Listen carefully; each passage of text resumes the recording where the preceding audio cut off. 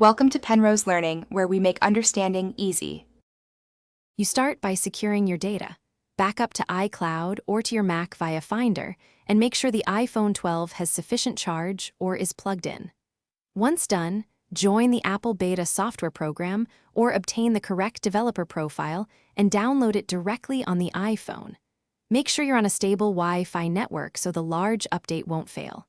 After installing the profile, restart the phone and then navigate to Settings General Software Update to trigger the beta download.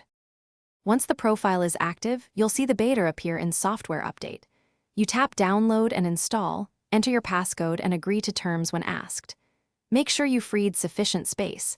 Betas often need 5 to 10 GB, and keep the phone on Wi-Fi and connected to power.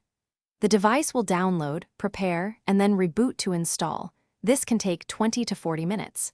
If you want to understand why, the profile tells the system to fetch non-public builds, and the install sequence verify. After the reboot, complete any setup prompts and check Settings General About to confirm the beta build number.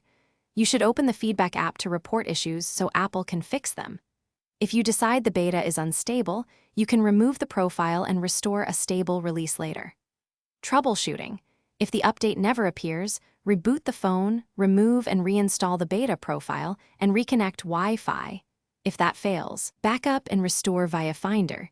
This often resolves profile or update corruption. Thanks for watching. If this was helpful, leave a like and consider subscribing. See you next time.